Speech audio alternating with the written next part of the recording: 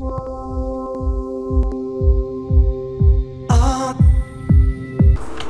hallo. Da er vi på Rust episode 4. Ja, 4. Ja, og utenfor så har vi kompisen min. Han er ganske irriterende akkurat nå, men la det gå. Ja. Stable storage.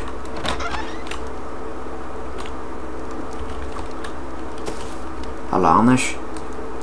Kom inn. Kom igjen, Anders. Nei vel. Ja, får bare vite da. Jeg har lagt en dashboard storage. Nå kan jeg bruke...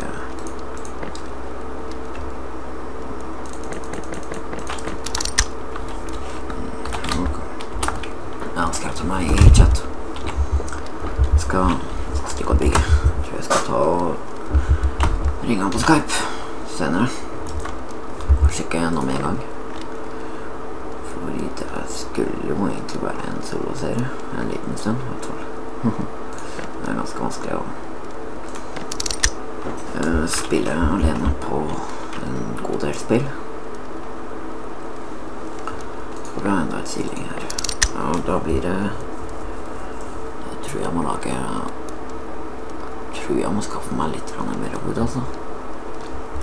For etter siling her, da har jeg 3 siling, og så blir det en trapp opp til andre etasjer. Opp til andre etasjen, og da må jeg ha... Ja, det som jeg må ha med en vegg til, og det blir da 6 wood. Skal vi se om vi har det her da. Her har vi 10. Fantastisk. Ja, skal vi da lage siste vi trenger. Skal vi begynne å bygge. Ja.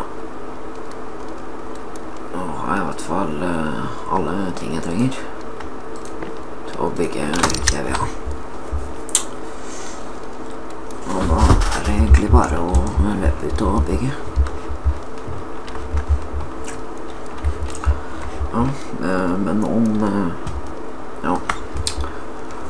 Det fortsatt en god stund før jeg må stoppe recorder og begynne å edite. Og så pause.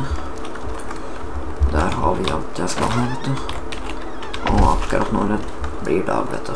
Fantastisk. Tok meg en god del av natta å crafte. Greit for meg. Ikke meg noe særlig. Skal vi se. Jeg tar og bygger her. Jeg tar og bygger her. Skal bare vente til det blir dag. Ser jeg litt bedre. Nå ser jeg litt trangt ut. Skal vi se. Ja. Tror jeg begynner å bygge nå. Der, ja. Der. Å, kom igjen da. Kom igjen. Der, vet du. Vi har de på plass. Skal vi se. Det blir 1, 2, 3, 4. Og jeg telte feil, vet du. Og det er ikke nok pillers til 2 etasjer. Akkurat nok til 1. Ja. Ikke bruke den. Det er sikkert. Skal vi se her, da skal det her være trappeoppgangen. Sånn, og så skal vi ha vegger overalt rundt her. Sånn, sånn, og sånn, vet du. Så setter vi døra nå, akkurat her. Setter vi en dør akkurat her. Skal vi sette opp trappa. Ja. Viktig trapp. Der, ja. 3 silings. Akkurat nok. Sånn, vet du. Og sånn. Sånn, vet du. Ja, nå er alt bra. Skal jeg bare sette opp dørene, så er det ferdig. Da kan jeg begynne å flytte inn. Og der har jeg fått døra. Fått opp døra der også. Så får vi bare sette opp noen bokser. og sånn. Jeg løper over og henter resten av greiene. Jeg tror jeg må skaffe meg noe ut for å lage en ny sånn der furnace og workbench. For det noe som jeg ikke kan ta med meg bort. Plukke opp den. Skal vi ta alt sånn, vet du.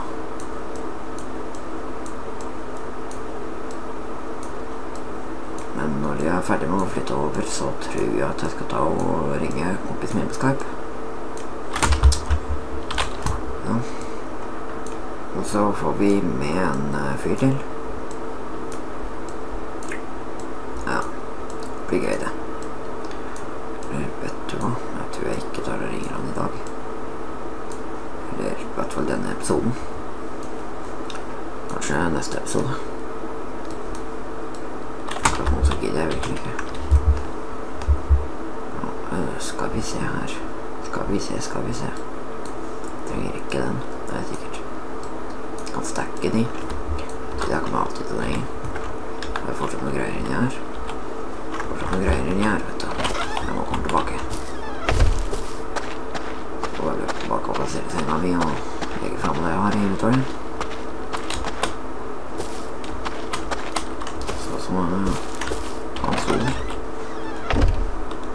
Nå skal vi se her. Da har vi metal fragments der. Da har vi medic supplies her. Split. Der. Ja, så har vi mat også. Skal vi ta og hive inn bare. Trenger ikke å sortere. Hvem sorterer nå for det? Ikke jeg, vet vel. Kanskje på Minecraft. Kanskje jeg sorterer det. Og hvis det er noe spill dere vil at jeg skal ta og starte en serie på, eller sjekke ut, så er det bare å skrive det i kommentarfeltet. For det er noe jeg er veldig åpen for. Jeg har lyst til å prøve meg på noen nye spill.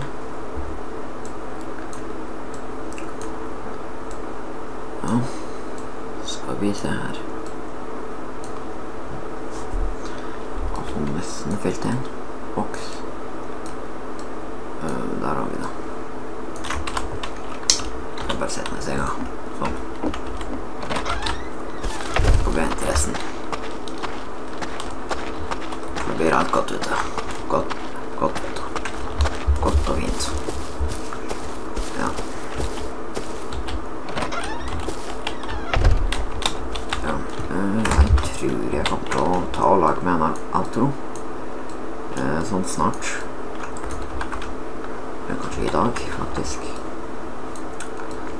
Jeg har hatt litt grann travelt med, ja, livet. Jeg vet ikke om jeg har fått gjort det allerede.